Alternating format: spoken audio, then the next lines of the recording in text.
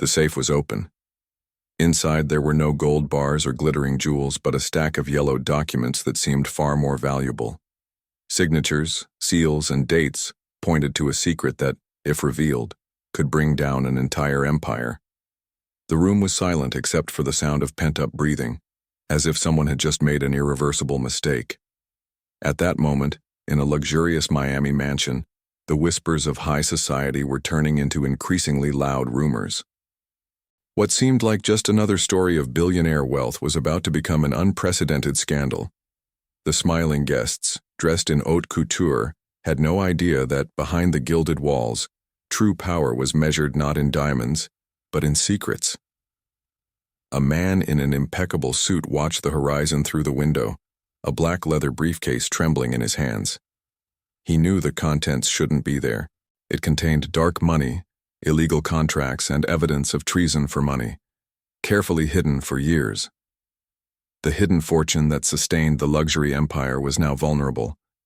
The mansion's gilded walls reflected ostentation, but hid invisible cracks. There were those who suspected, those who whispered in the silent corridors, but no one had the courage to expose the truth. Now, however, what had been hidden was coming to light, and there was no turning back. It would be the beginning of the rich man's downfall. And you, if you had the power to destroy billions of dollars of wealth built on gold and greed, what would you do? This is the story of a scandal that began with a simple discovery and ended by revealing how greed and power can turn an empire to dust. In sunny Miami, the Harrington family was a symbol of power and billionaire wealth. Owners of resorts, casinos, and real estate developments spread across Las Vegas, New York, and Los Angeles.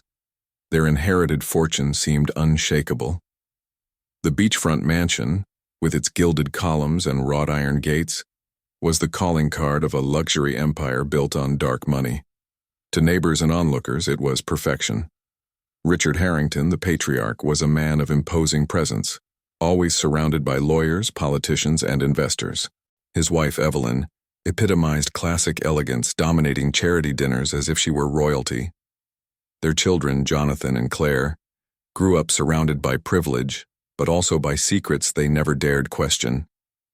In every glance of that family, there was more calculation than affection. The empire seemed solid: yachts, mansions, luxury cars imported directly from Europe.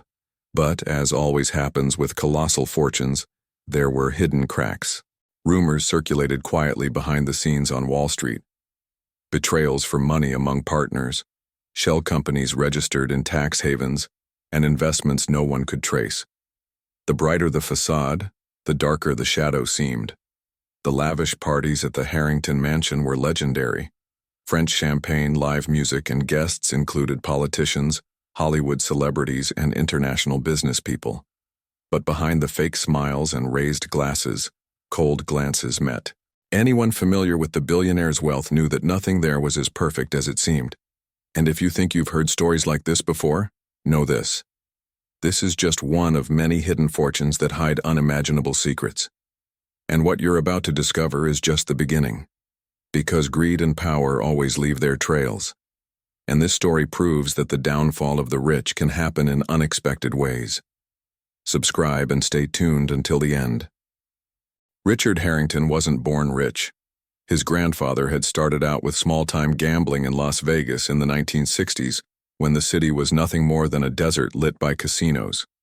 Over time, the family built an inherited fortune, growing generation after generation. Richard, however, took this wealth to another level, transforming risky businesses into a luxury empire admired even by rivals. Evelyn entered Richard's life as the perfect complement to his public image. A former model, educated in European schools, she knew how to manipulate looks and words. To society, she was the perfect wife, elegant, cultured, and philanthropic. But behind the haute couture gowns, her gaze hid secrets that even Richard could never decipher. Jonathan, the eldest son, inherited his father's charisma, but also an insatiable desire to surpass any limit. For him, wealth wasn't enough. He wanted absolute power. He dreamed of expanding his business into obscure territories where money and influence intermingled lawlessly. His motto was simple: "He who controls the secret controls the world." Claire, the youngest daughter, had always lived in the family's shadow. Studious, interested in art and historical heritage, she seemed oblivious to the greed that consumed the others. But even she, silently, began to realize that her life of luxury was sustained by contracts that no one clearly explained. Her discomfort grew with each dinner filled with fake smiles.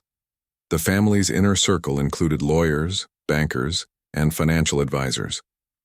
Men who knew more than they should have and who, out of loyalty or fear, never revealed the secrets stored in Swiss vaults and offshore companies.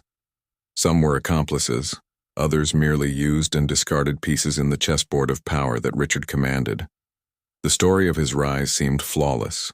Reports spoke of hard work, strategic vision, and entrepreneurial spirit. But no one dared ask about the origins of the dark money that financed his early acquisitions. As always, the narrative of billionaire wealth was carefully constructed to hide the cracks.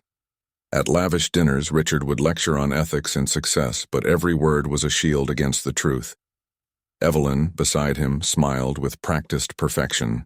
Jonathan often blurted out phrases that sounded more like threats than promises. And Claire, silent, watched, as if already sensing the downfall of the rich that would one day come. The Miami mansion was more than a home. It was a symbol. Infinity pools, gardens designed by famous architects, rooms filled with millions of works of art. But within those gilded walls echoed the weight of distrust. After all, a luxury empire is rarely sustained by transparency alone. In the hallways, employees whispered strange stories. A safe only Richard could access. Discreet suitcases arriving in the early hours of the morning. Documents burned in fireplaces even during the summer.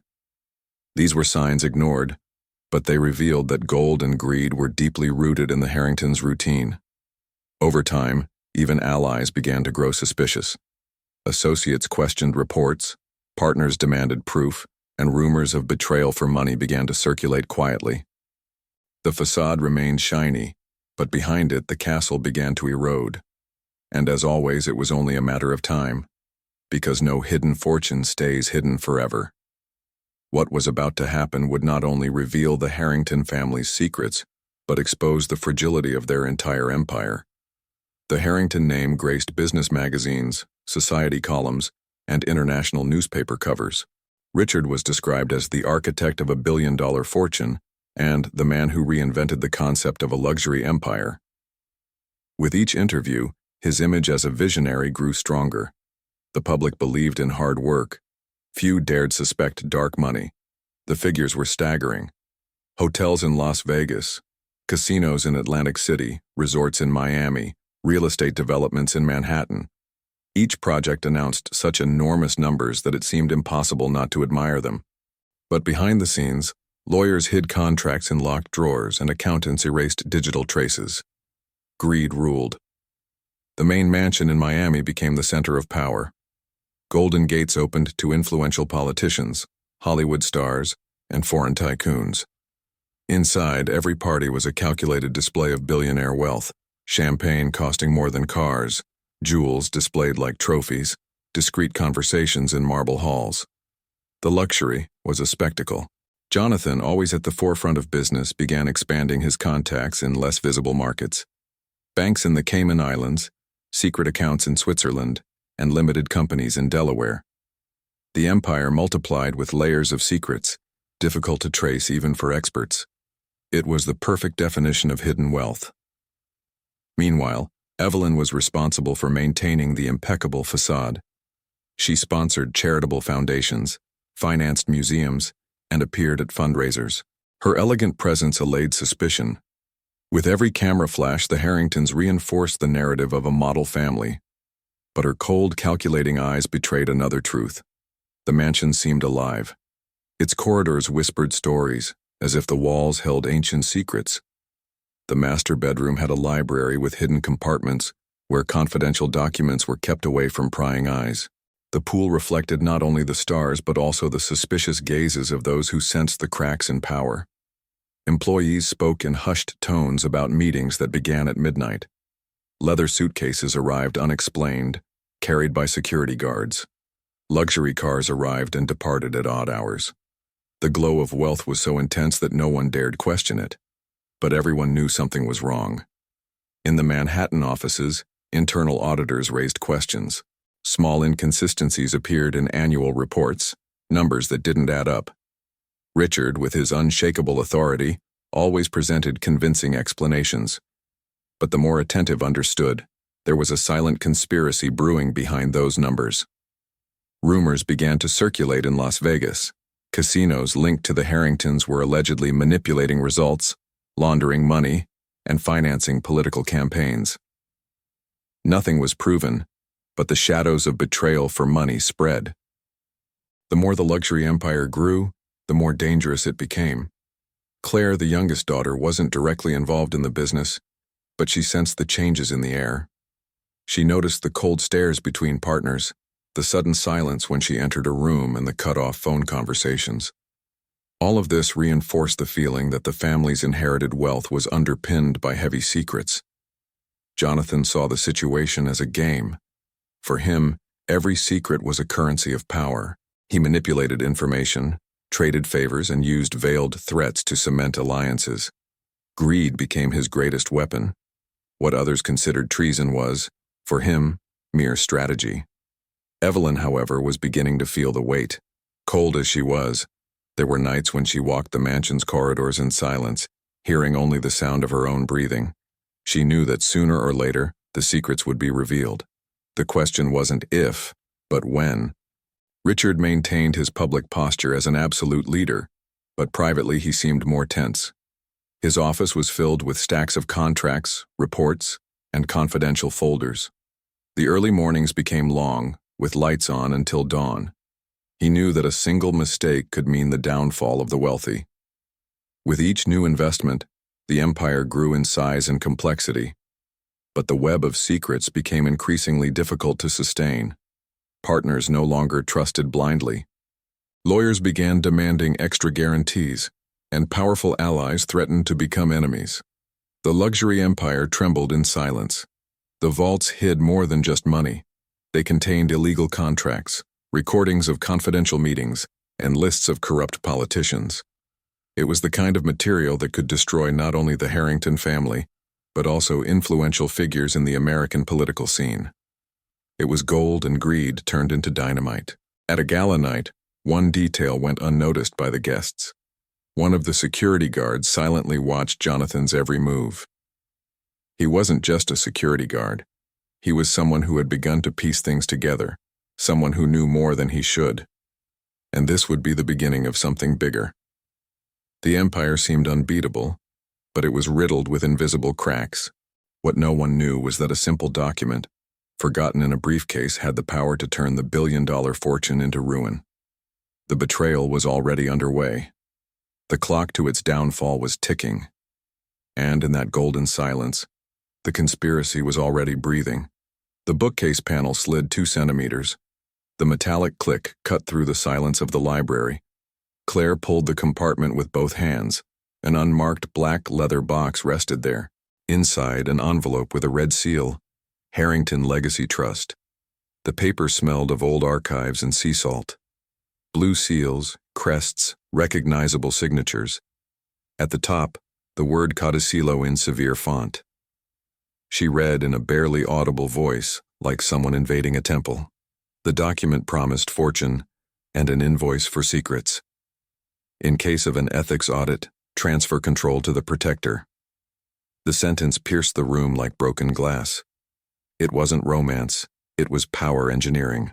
Greed and power had been predicted decades before. The grandfather had written to contain the betrayal for money. Richard found Claire with the envelope in her hands. He didn't blink, but his breathing shortened. "This file is not for today," he said, measuring each syllable. The library seemed smaller, the mansion heavier. The empire of luxury demanded silence. Evelyn entered without asking permission, impeccable, sharp.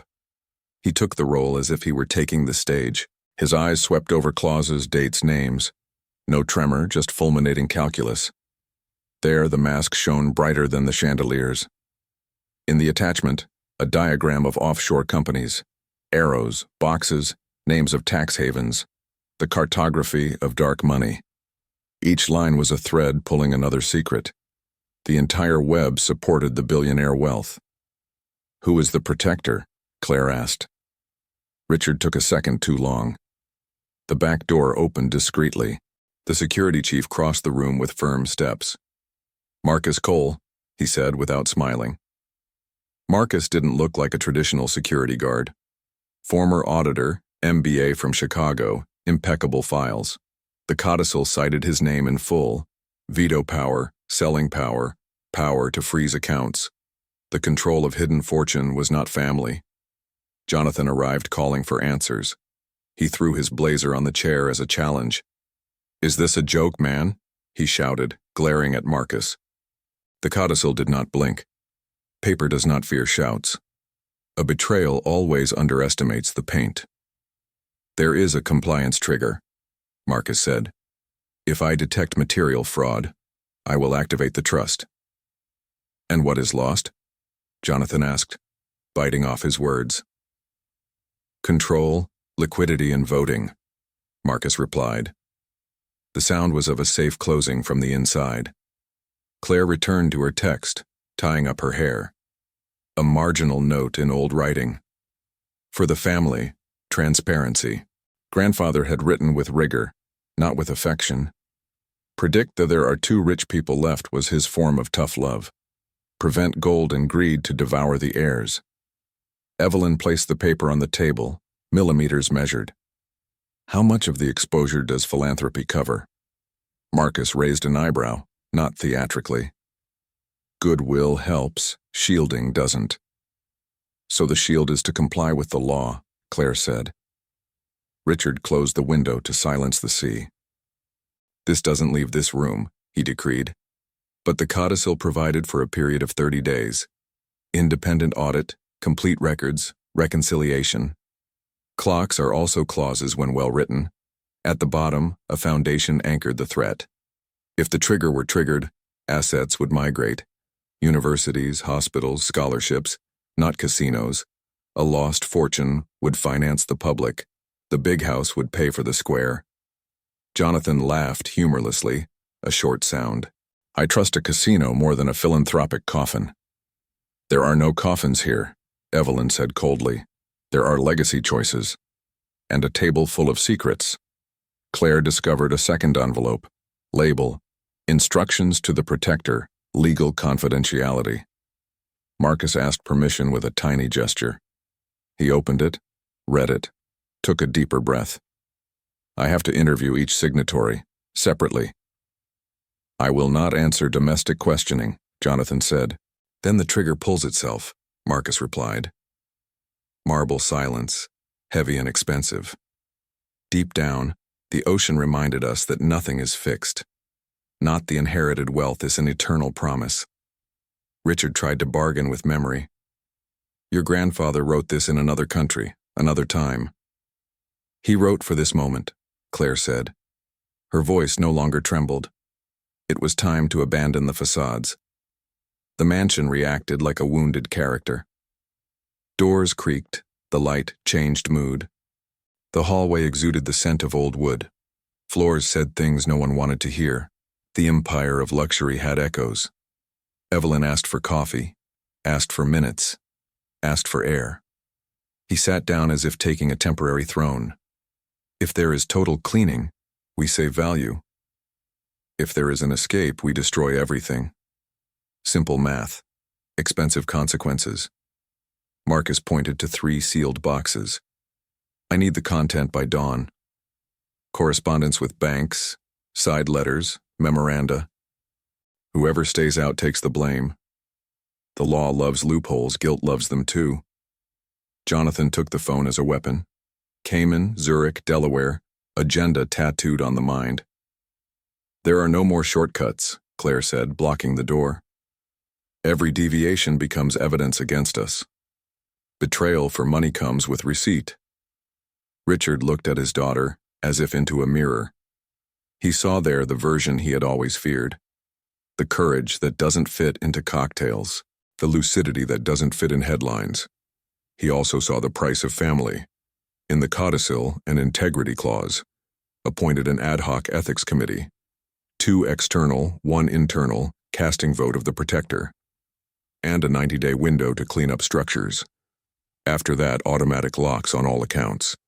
Evelyn asked for the committee's terms in writing. Read aloud, underlined, cross-referenced. It's hard, but it's not death, he concluded. It's surgery without anesthesia.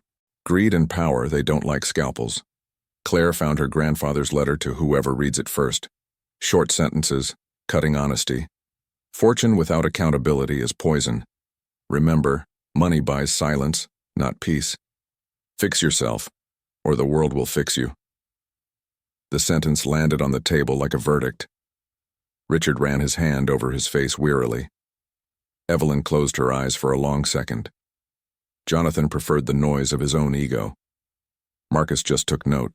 In the appendices, a line about conditional donations.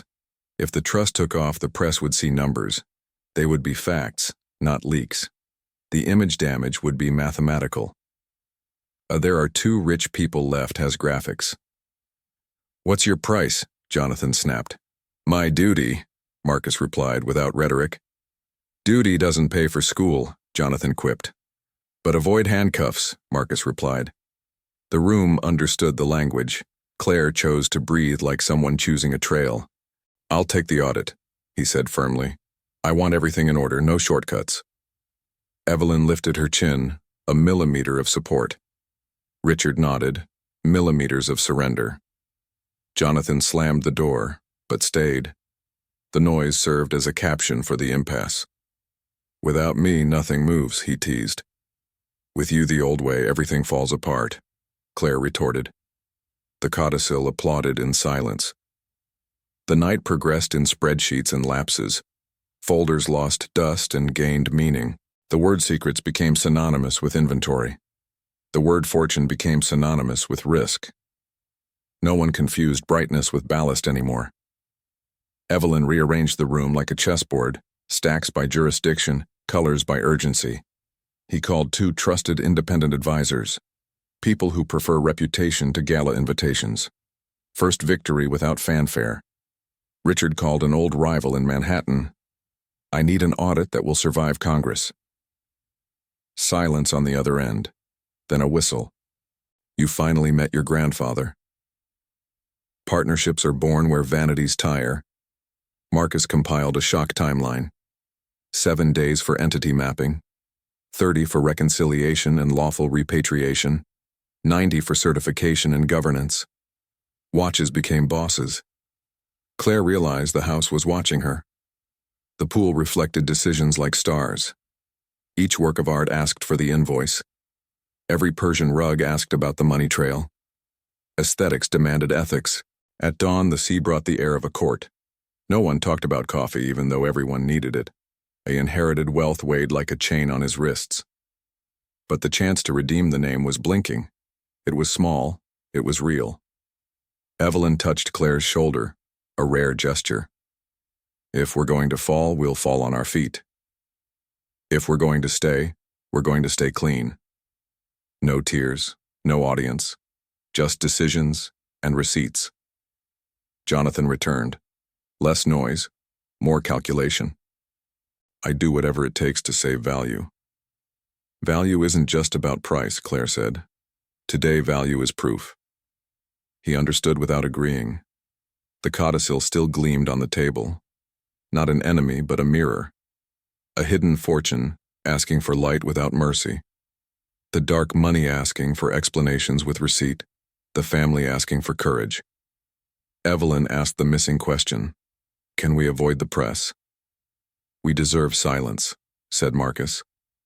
Bought silence doesn't last long. Deserved silence lasts long enough. Richard opened the window and let the sea in.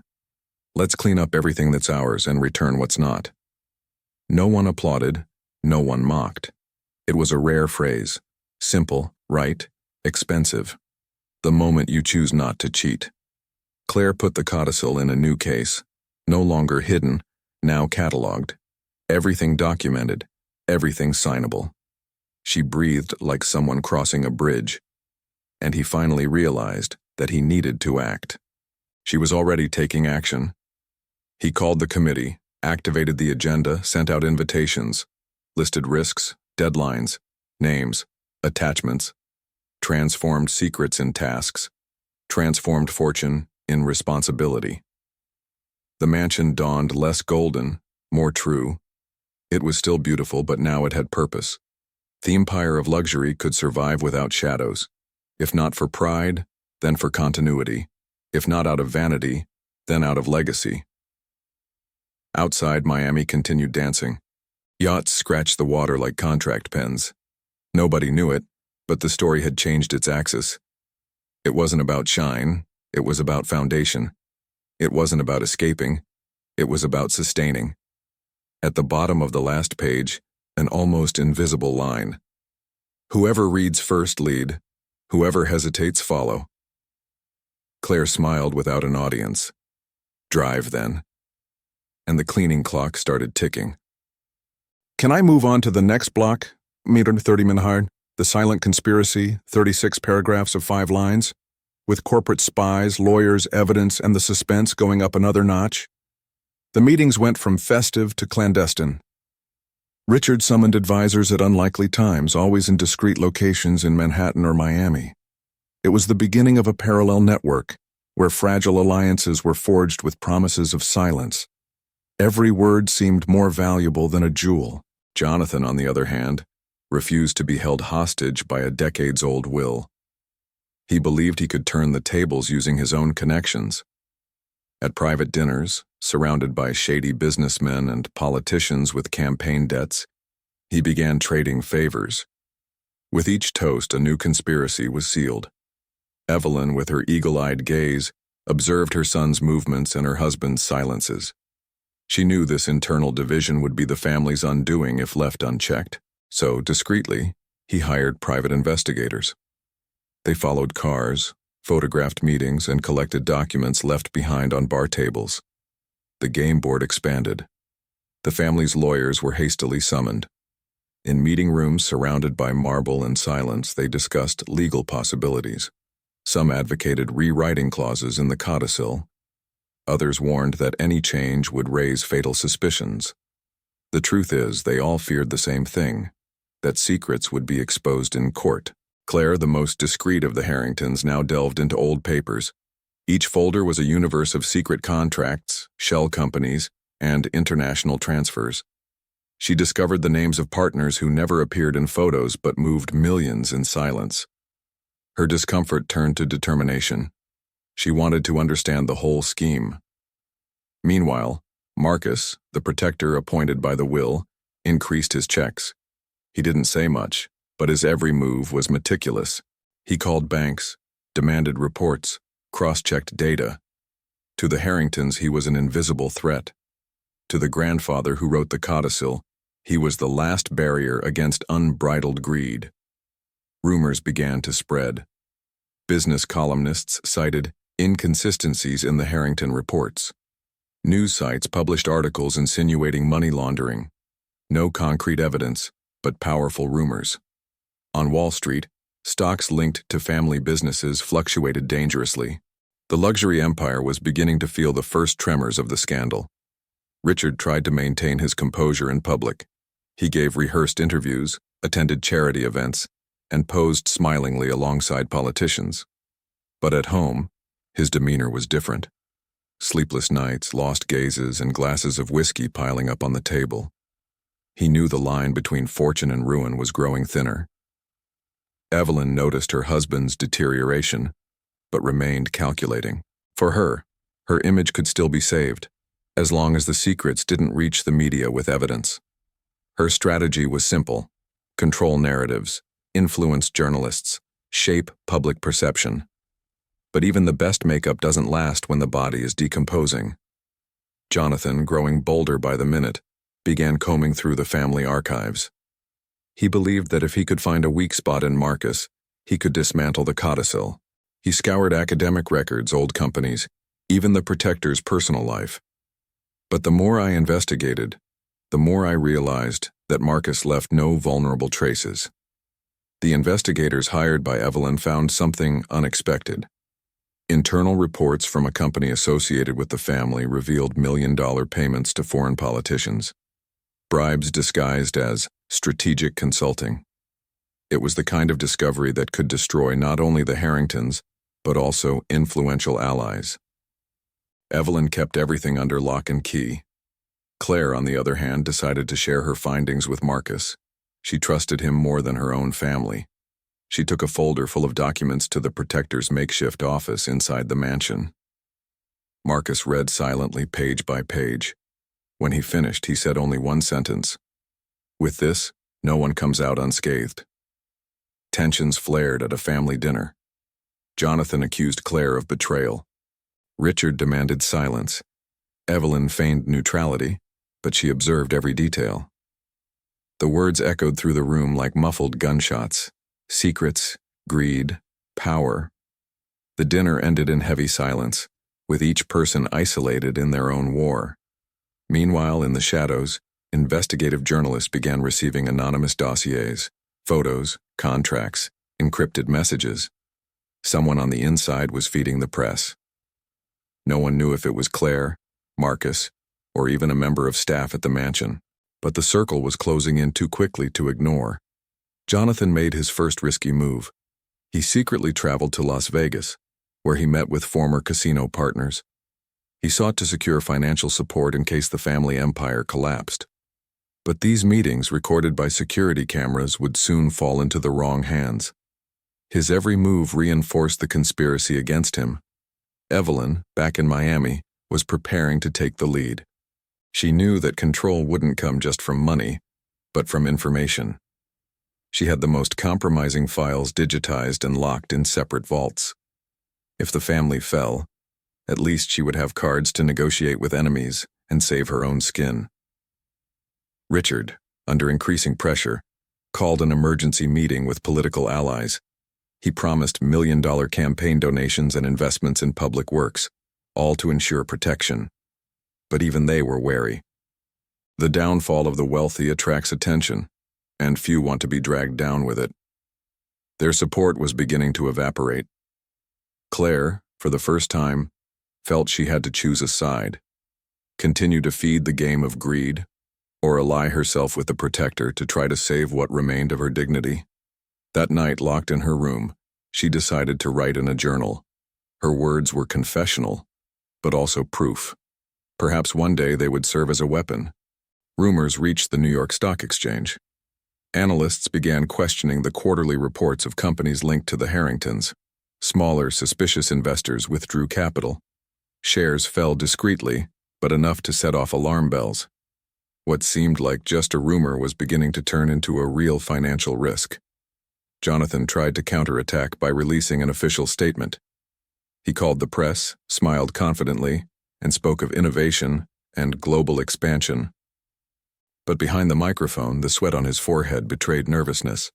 The rehearsed speech didn't convince journalists who already had evidence. The attempt at control only increased suspicion. Evelyn continued her silent strategy. She maintained contacts in elite magazines, bought positive articles, and organized high-impact charity events. But each step seemed to be just hiding the truth. Society continued to applaud, but behind the scenes, respect turned to distrust. Too much luxury raises dangerous questions. Marcus, for his part, received anonymous calls. Distorted voices offered extra information about the Harrington fortune in exchange for guarantees. He knew he was surrounded. But instead of retreating, he kept every detail in confidential reports. If the empire fell, it would fall with proof. There would be no room for interpretation. Claire, sitting alone in the library, read the codicil again. Each sentence felt heavier. It wasn't just a legal clause. It was a mirror of the family's decline. Her grandfather had foreseen this exact scenario, greed corroding everything from within. She understood that the downfall was not only inevitable, but necessary. The mansion's staff also felt the atmosphere. Employees whispered in the hallways. Some even quit. The silence in the gilded halls seemed more suffocating than the noise of the parties. Those serving champagne now fearfully observed whether they worked for millionaires or criminals. The empire of luxury no longer inspired admiration. One night, Claire intercepted a call from Jonathan. He spoke in code, but it was clear. He was trying to move funds out of the country before the audit. Better to lose an arm than your whole body, he said. For her, it was confirmation that her brother was willing to sacrifice everyone for his own survival. Evelyn summoned Marcus for a private conversation. She tried to negotiate, offering him benefits, even a stake in companies. He refused, reminding her that her role was not to bargain, but to protect the will. His coldness left Evelyn feeling helpless. For the first time, she felt like she wasn't in control, and that frightened her. Richard seemed to grow older with each passing day. The patriarch's firm posture buckled under the weight of secrets. He spent hours in his office, staring at contracts aimlessly, as if searching for answers that would never come. He no longer wanted to protect his fortune. He simply wanted to prevent the Harrington name from being publicly destroyed. The conspiracy grew in multiple directions. Longtime associates planned their escapes. Politicians avoided calls. Journalists sniffed out every detail. What had once been a wall of silence was now a castle full of open doors. The empire that had seemed impenetrable became vulnerable by the hour. Jonathan still believed he could win. He began to create a blackmail network, gathering secrets from allies and enemies alike. He hoarded files containing compromising evidence to use as bargaining chips. But the more he accumulated, the deeper he dug himself into the ground. It was impossible to put out a fire by pouring gasoline on it. His greed was a ticket to the abyss. Claire, in contrast, sought a path to redemption. He gathered copies of documents, wrote detailed reports, and began to consider revealing part of the truth. Not to destroy the family, but to save what was left of it. He knew that without transparency, the end would be worse. The dilemma was grim: protect or expose. In the dead of night, Evelyn would rummage through his jewelry and personal safes. He wasn't looking for beauty, but for security. He kept diamonds, hand-signed contracts, and papers worth more than gold. For her, it was personal insurance. If everything fell apart, she still had chips to trade. The queen of the board always prepares her escape. The outside lawyers called in to assess the risks delivered a worrying verdict. If there's a federal investigation, none of you will emerge unscathed. The sentence echoed like a sentence. No plan could cover so many gaps. The codicil wasn't just a family threat. It was a legal trap, ready to spring at any moment. The following week, paparazzi captured images of Jonathan in suspicious encounters in Las Vegas. The photos went viral. Headlines spoke of a rebel heir and an empire shrouded in mystery. What was once a secret was now a spectacle. The downfall of the rich doesn't happen in silence. It always becomes entertainment. Marcus intensified his measures. He installed extra cameras in the mansion, blocked suspicious access to the safes, and monitored phone calls. For the Harringtons, it was trespassing. For him, it was prevention. Every step he took made it clear: the conspiracy could no longer be ignored. They either faced the truth, or it would crush them. Evelyn realized the noose was closing in. For the first time, she admitted to herself that perhaps it was impossible to save everything. Sitting before a mirror, surrounded by diamonds, she silently asked herself, which is worth more, fortune or freedom? She found no answer. Perhaps there never would be one. Richard gathered his family for a final meeting in the main hall. There was no more luxury, only tension. On the table lay the most compromising documents, stacked like bombs ready to explode. He stared at each one, aware that the conspiracy had already crossed the line. The next step would be irreversible. Jonathan couldn't bear the thought of losing everything. He sought out old contacts in the financial underworld, offering to participate in future deals in exchange for protection. But these contacts had already heard the rumors. Instead of allies, he found opportunists. Each secret meeting left him more exposed, more vulnerable, more isolated. Meanwhile, Claire discreetly visited a former law professor, someone the family had forgotten. She showed her excerpts from the codicil and asked for legal interpretations. The professor, surprised, declared that it was a sealed document, impossible to alter without exposing fraud. Claire understood. There were no shortcuts, only hard choices. Evelyn began to fear for her own safety. She noticed strange cars parked near the mansion, unanswered calls, footsteps behind her. She couldn't tell if they were journalists, investigators, or internal enemies. For the first time in decades, she felt genuine fear. Her elegance seemed like fragile armor in the face of inevitable collapse. Richard began to consider the most drastic solution, surrendering part of the truth in exchange for immunity. He spoke with lawyers and considered options, but he knew it would destroy Jonathan. The dilemma gnawed at him: protect his son or protect his legacy. Either decision meant betrayal. The patriarch was no longer leading, merely hesitating. Marcus remained cold and meticulous.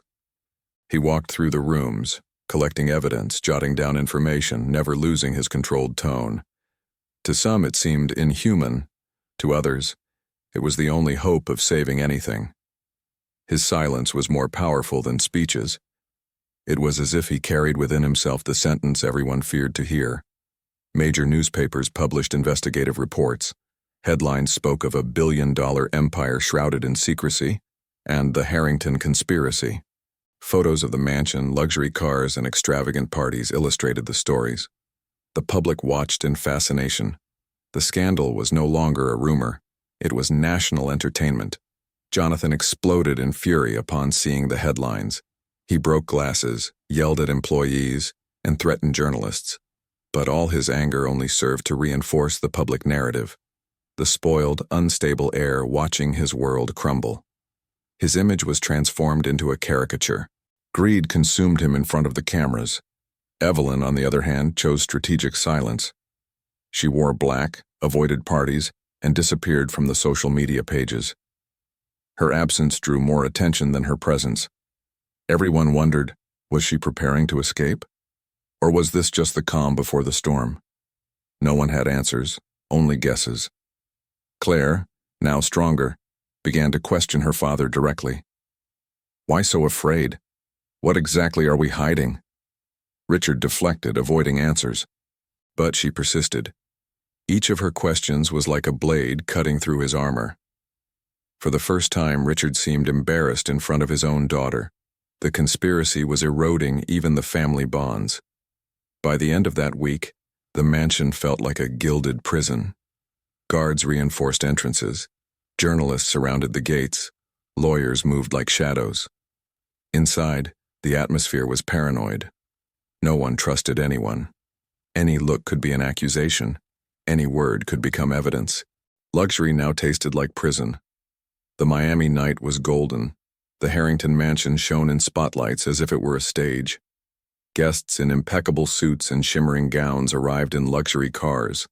It was supposed to be another celebration of power. But behind the scenes, every smile hid fear. Scandal was already lingering there. The main hall resembled a temple of ostentation. Crystal chandeliers reflected golden light, while the sound of violins mingled with the clink of champagne flutes. The air was permeated with expensive perfumes and falsehood. Anyone who entered could sense this wasn't a party, it was a social gathering disguised as a gala. Richard greeted the first guests with a firm expression, but his eyes betrayed fatigue. Evelyn, impeccable in a black dress and discreet jewelry, maintained the role of queen. Jonathan, in contrast, wore a nervous, almost aggressive smile. Claire watched everything from afar, as if watching a show about to collapse. Photographers jostled for angles. Cameras captured every detail. Raised glasses, whispered conversations, political alliances disguised as friendship. It would be headline news the next day. But no one there imagined that that night, the empire of luxury would collapse from the inside out without a single explosion. Jonathan circulated among the guests like an actor seeking applause. He shook hands, made forced jokes, and promised new investments. But with each sentence he noticed suspicious looks. Many had already read the reports. Some avoided direct contact, as if approaching him would infect them with the downfall of the rich. Claire walked discreetly through the room, observing. She heard fragments of conversation, noticed exchanged glances, recognized the conspiratorial atmosphere. She felt as if she were on a chessboard where each guest was a piece ready to move against her family. The inherited fortune was under siege, and everyone knew it. Marcus was present, but not as a guest. Standing near the main staircase, he observed every detail. He wasn't dressed luxuriously, but imposingly. To some, he was invisible. To others, he seemed a silent judge. His mere presence made Jonathan uneasy. It was as if the codicil had taken on a human form that night.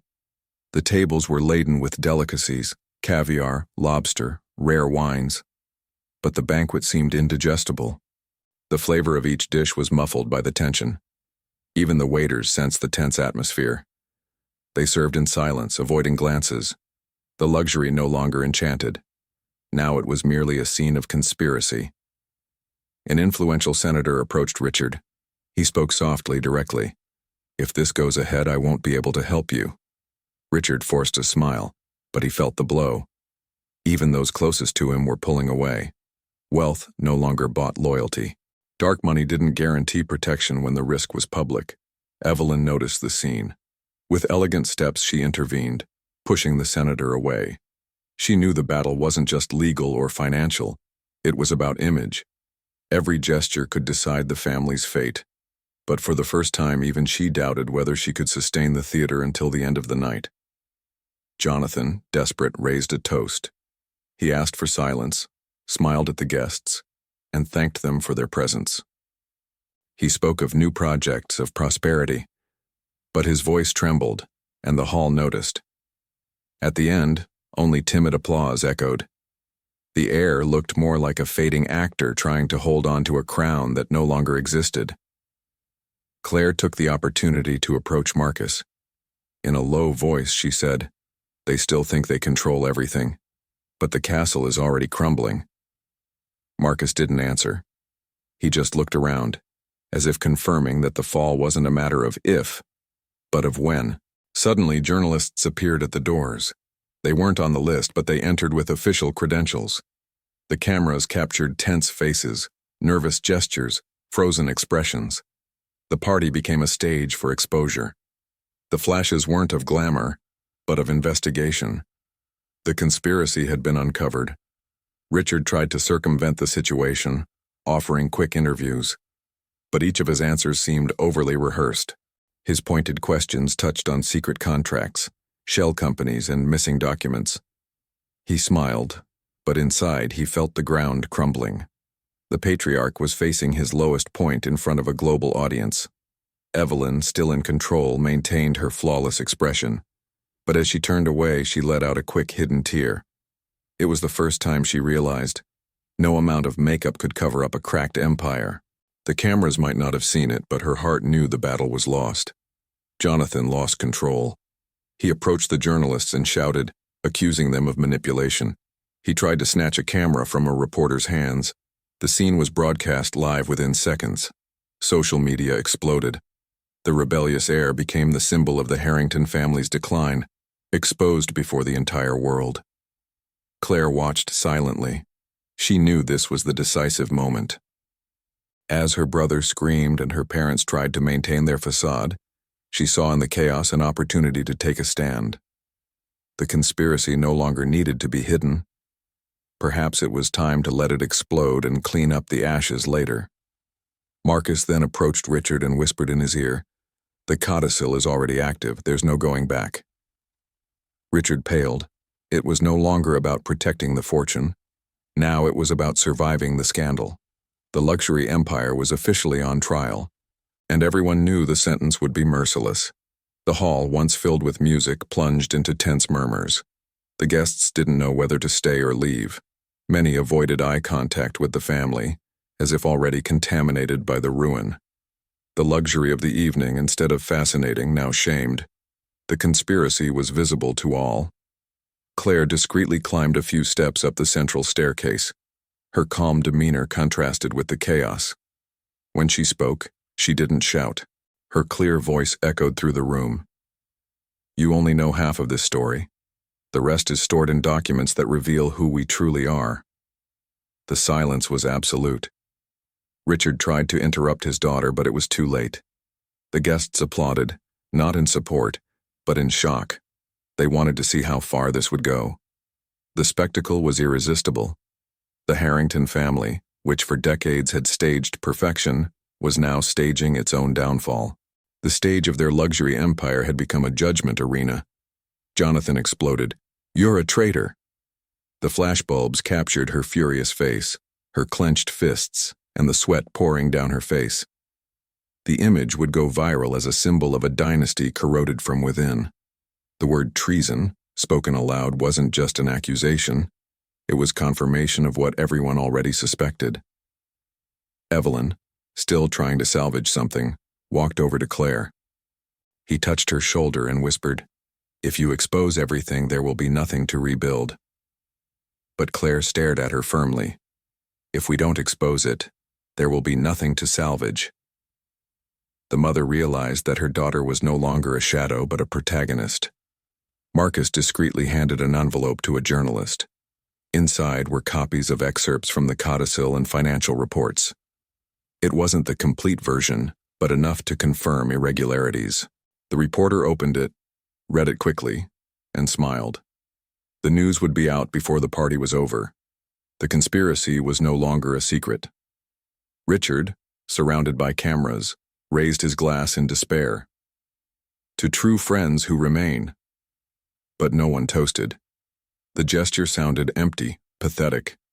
The man who had once been synonymous with wealth now looked like a castaway clinging to crystal. The downfall of the rich is rarely silent. It is theatrical and cruel. The orchestra, without direction, stopped playing. The silence exposed every nervous breath, every hurried step toward the exits. Some guests fled. Others remained simply to witness the spectacle until its end.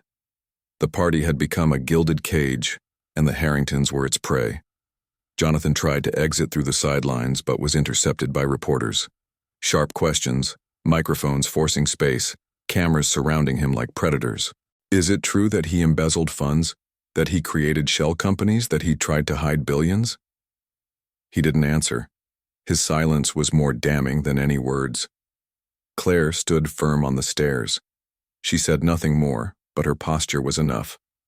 The guests saw her as the voice of reason amidst the chaos. For the first time, someone seemed willing to face the truth. The thirsty audience had already chosen its favorite character in the Harrington tragedy. Evelyn, weakened, asked the orchestra to resume the music, but no one complied. Her power evaporated. The servants watched her with compassion, not fear. And that gaze carried more weight than the elite's judgment. Losing control of one's own household was the definitive sign that the empire was crumbling. Richard walked toward Claire, begging softly, "Stop, child, please." But she didn't back down. Her eyes reflected determination and pain. This wasn't revenge, it was liberation. She understood that the only way to save anything was to allow the truth to shatter everything. The conspiracy could no longer be contained.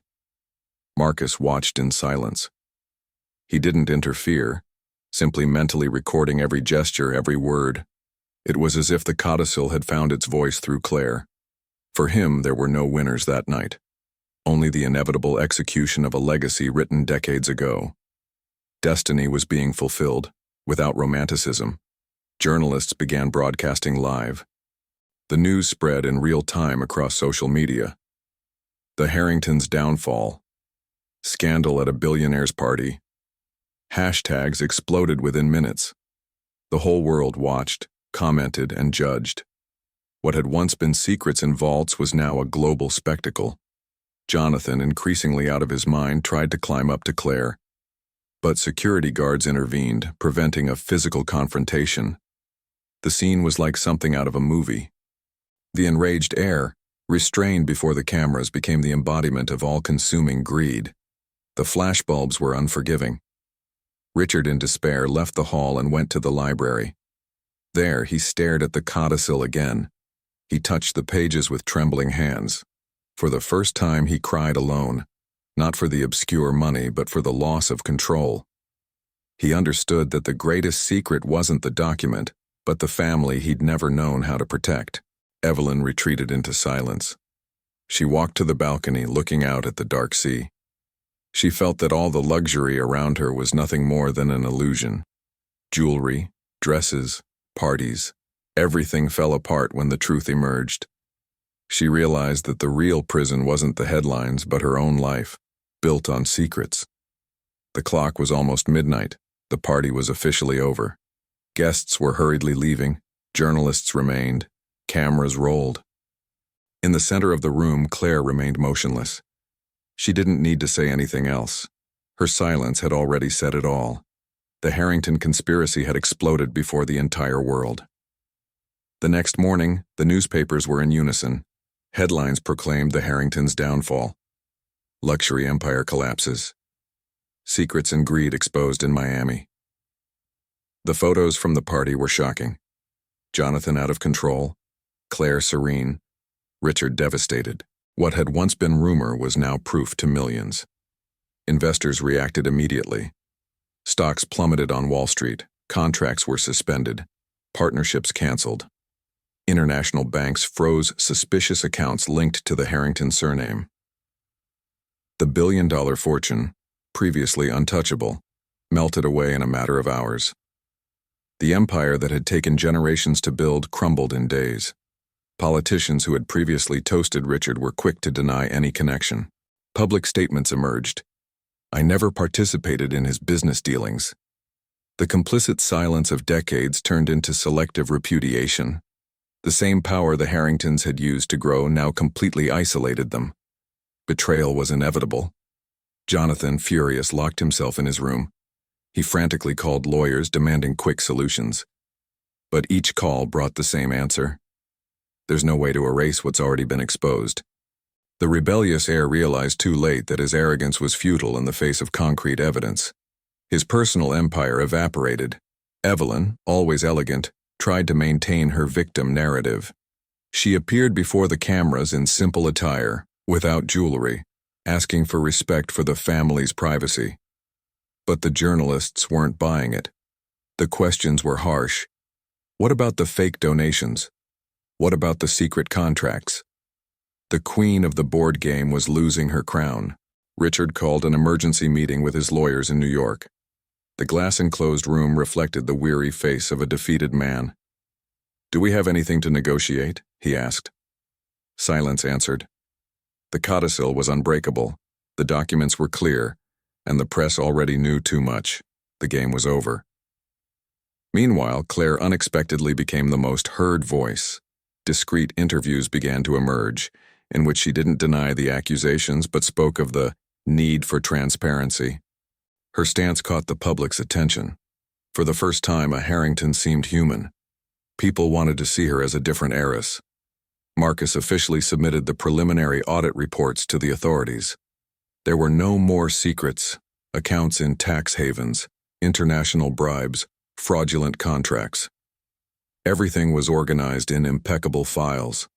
The conspiracy was no longer a rumor, but a legal proceeding. Justice, slow to move, was finally waking up to action. The atmosphere in the mansion was paranoid. Extra guards, reinforced cameras, locked doors. But nothing prevented the true enemy from entering. Fear. With every phone ring, a shiver. With every letter, an omen. The gilded prison was no longer a symbol of power, but of agony. Luxury was suffocating. Jonathan tried to discreetly flee to Las Vegas, where he still believed he had allies. But he was followed by journalists and photographers. His arrival at the airport was recorded as a spectacle. Flashbulbs, boos, aggressive questions. He was unable to board the plane. The failed escape reinforced his image as a cowardly heir. Evelyn realized her decline was irreversible. She spent hours in front of the mirror, makeup-free, staring at the wrinkles created by time and fear. For the first time, she questioned whether her entire empire had been worth it. The beauty built on jewelry and dresses couldn't erase the ugliness of greed. Richard fell into absolute silence. He didn't answer phone calls, attend meetings, or respond to the press. He simply wandered the halls of the mansion like a shadow. He was the picture of psychological ruin. For a man who had always controlled everything, The true punishment was realizing he no longer controlled anything. The international media transformed the case into a global spectacle. TV shows, podcasts, documentaries. The Harrington scandal became a live series. Every detail of the lost fortune, every secret revealed was consumed by millions. The fall of the rich wasn't just news, it was mass entertainment. The mansion's employees began to abandon their posts. Drivers, cooks, security guards. No one wanted to be associated with a crumbling empire. Each dismissal was another blow to the family's facade. The gilded castle was emptying, not for lack of luxury, but for excessive shame.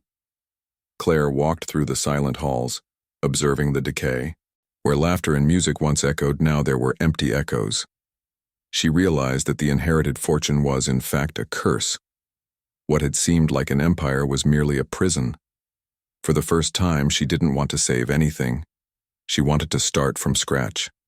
Jonathan still believed he could negotiate. He tried bribing journalists, buying silence, promising exclusive revelations. But no one would accept. The scandal was greater than any payment. Gold and greed, which had once bought everything, were now worthless compared to the insatiable appetite for justice and spectacle.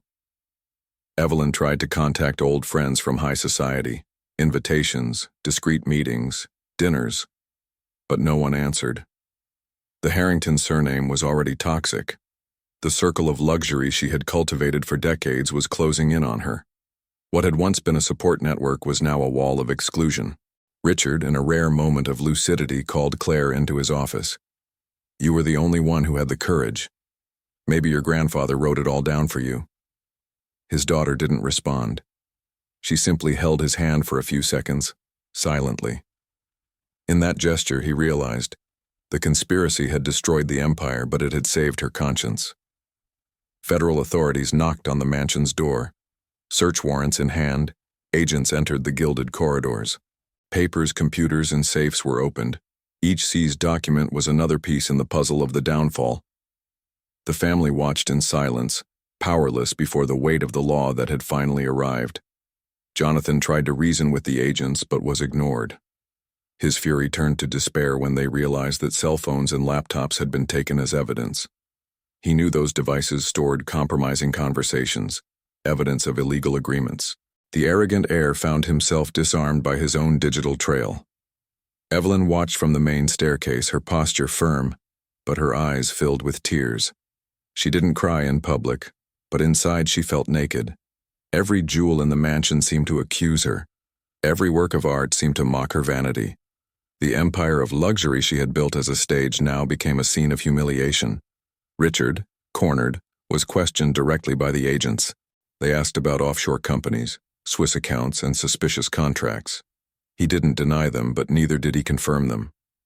He evaded his answers, trying to buy time. But the documents spoke for themselves. His silence was already an involuntary testimony. The patriarch was defeated.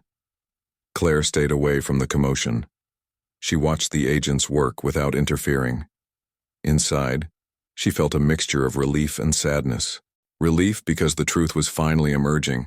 Sadness because it meant the end of an era.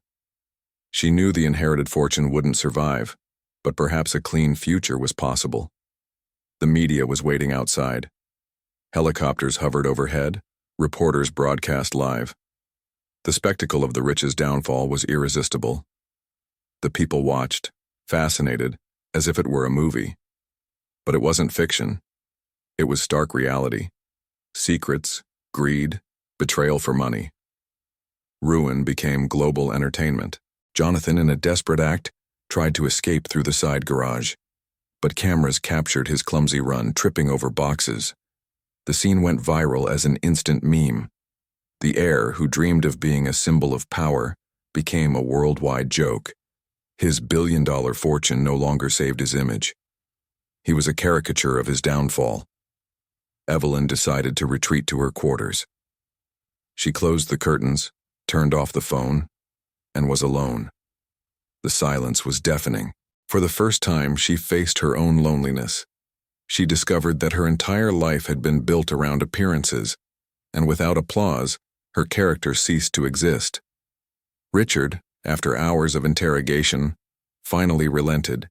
He admitted to signing documents for companies that never actually existed.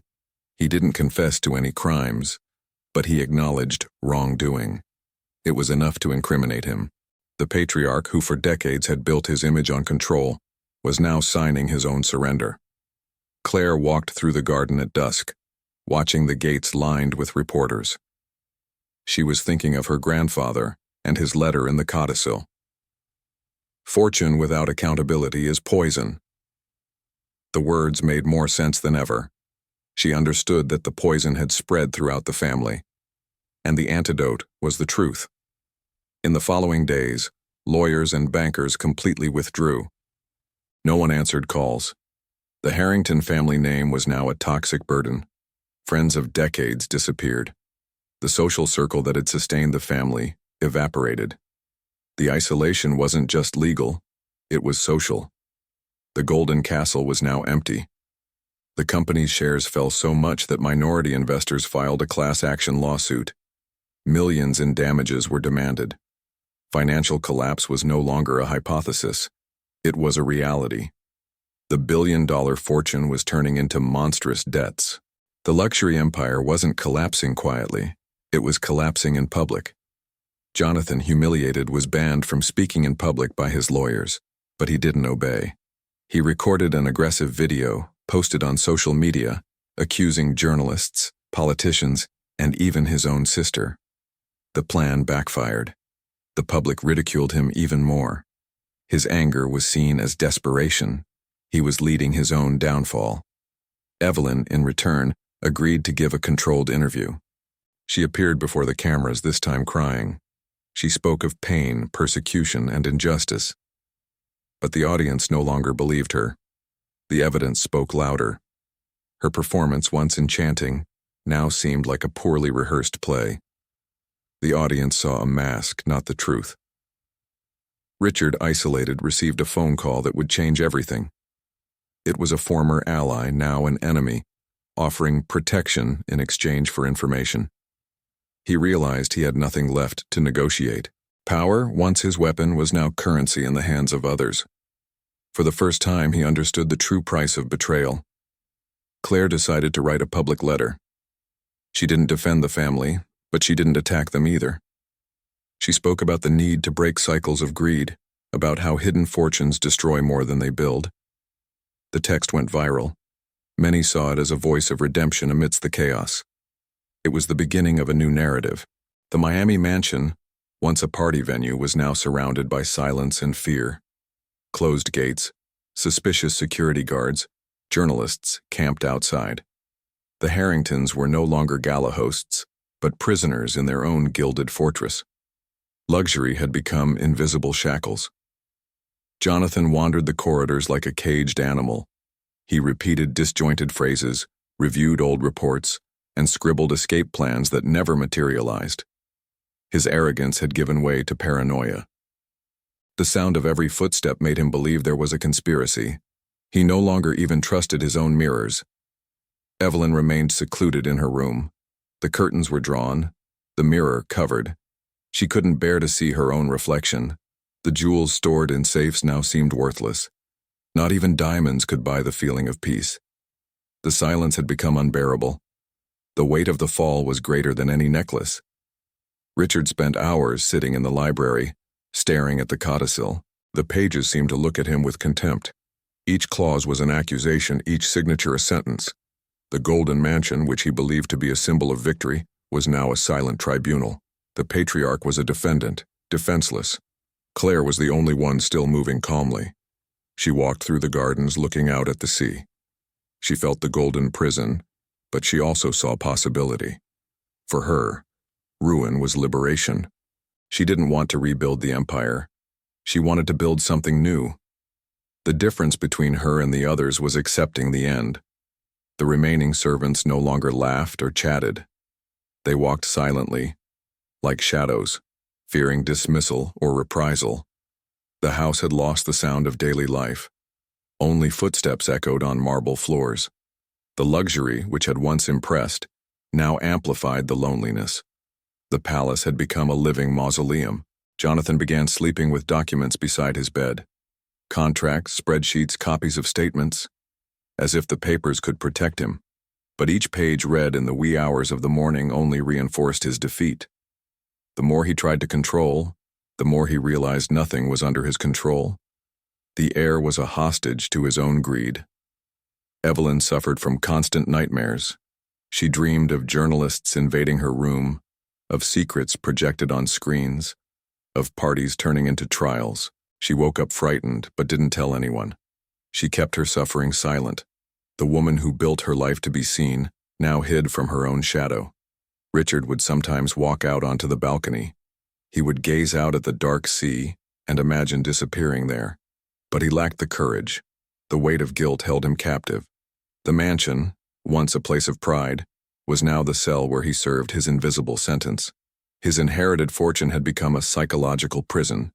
Claire, on the other hand, wrote long entries in her diary, not as a confession but as a record. She wanted to remember every detail of her fall, so as never to repeat her mistakes. She knew that gold and greed were chains in disguise.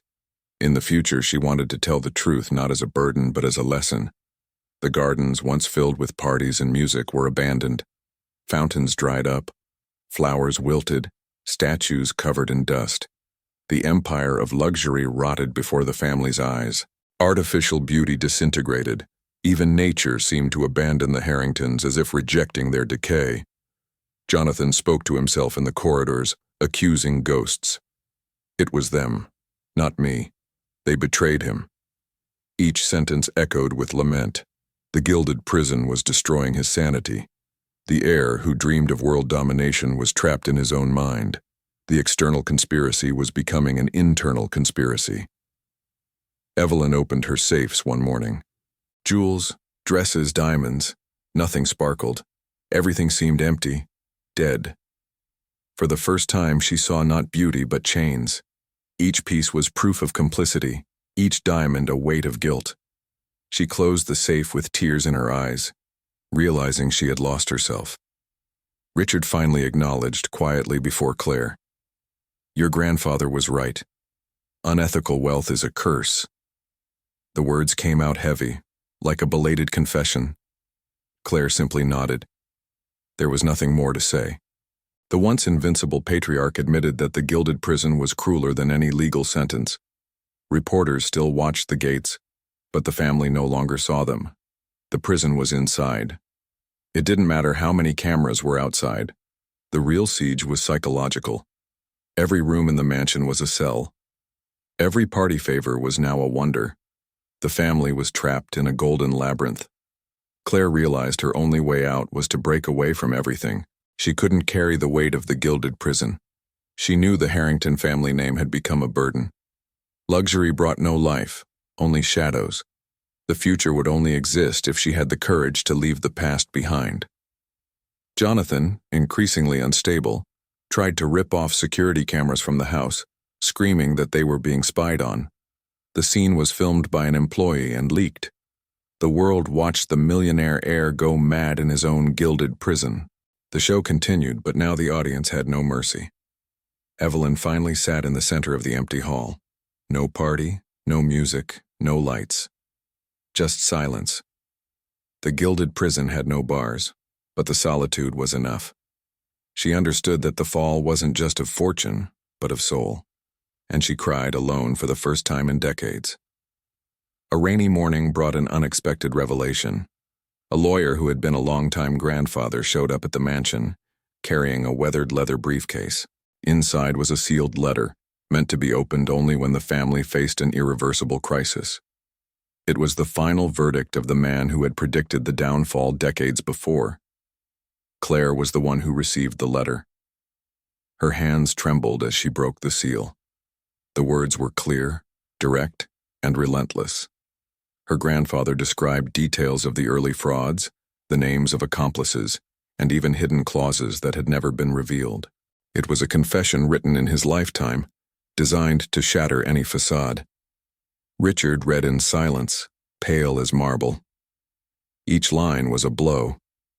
The man who had inherited an empire now saw that its greatness had been tarnished from its very beginning. His fortune had been built not only on business but also on lies. The document was the final sentence on his public and private life. Evelyn couldn't bear to hear the content. She left the room, staggering. The hallway mirror reflected her without jewelry, makeup, or a throne. For the first time, she saw herself as she was, an accomplice to a farce. The queen of the empire of luxury was now just a woman stripped of the illusion she had sustained for decades. Jonathan tried to tear the letter, but Marcus took it from his hands. "This document belongs to the court," he said coldly. The heir screamed and thrashed, but he knew he was lost. No scream could erase words written decades ago. The gold and the greed had been recorded on indestructible paper. The press received official copies within hours. Headlines exploded. Secret letter reveals criminal origin of Harrington fortune. The public, already accustomed to scandal, now had irrefutable proof. The empire had not only fallen, it had been buried by the very voice of its founder. The final downfall had been accomplished. Richard, defeated, admitted to Claire, "We've never owned anything, just keepers of rotten secrets." She listened in silence. Her father's confession brought no relief, only weight. The family that had lived a facade now had its truth exposed to the world. The Harrington name became synonymous with ruin. Evelyn locked herself in her room and never came out. The servants claimed to hear sobbing behind the door. Her gilded prison was now made of broken memories. The woman who lived to be seen chose to disappear. There were no more parties, no more audiences, only silence, regret, and darkness. Jonathan was arrested days later, accused of attempting to illegally transfer funds during the investigation. Images of him in handcuffs circulated around the world. The arrogant heir, a symbol of billionaire fortune, was now a symbol of decline. His downfall could not have been more public. The spectacle ended in a royal arrest. Claire, for her part, was not accused. Her stance on the truth saved her. But freedom tasted bitter. He carried the weight of a ruined family name. He knew he would never escape the questions, the stares, and the stigma. The heir to the conspiracy was now the keeper of the scar. And so, the Harringtons' ultimate downfall was not just a loss of fortune, but a destruction of identity. Their luxury empire became a model of greed and betrayal. The letter sealed the fate of a family that believed itself untouchable. In the end, only the lesson remained. Secrets always emerge, and the truth is inescapable. The Harrington affair showed the world that no empire is indestructible. The glitter of parties, the golden columns, and the full coffers couldn't withstand the weight of truth. Billion-dollar wealth built on secrets is nothing but quicksand.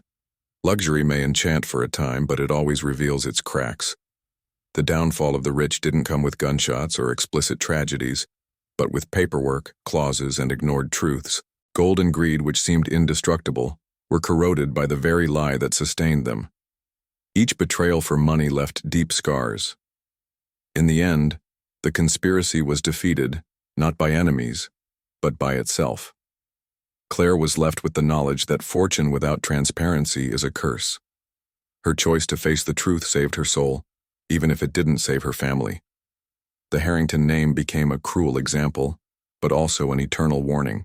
Secrets may sustain an empire, but they are also its doom. And you, faced with this story, if you had in your hands an empire built on dark money and secrets, would you choose to hide them or reveal them? This is the reflection that remains. The truth can destroy, but it can also liberate.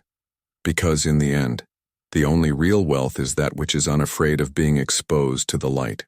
If this story has captivated you thus far, imagine how many other secrets lie hidden behind the perfect facades of luxury. The Harrington case is just one of many empires built on shifting sands, and each one holds mysteries that could explode at any moment. So, subscribe to the channel now and activate the bell. Here we reveal hidden fortunes, disguised betrayals, and conspiracies the world insists on hiding. Each story is a reminder that the truth always finds a way to emerge, and you won't want to miss the next revelations.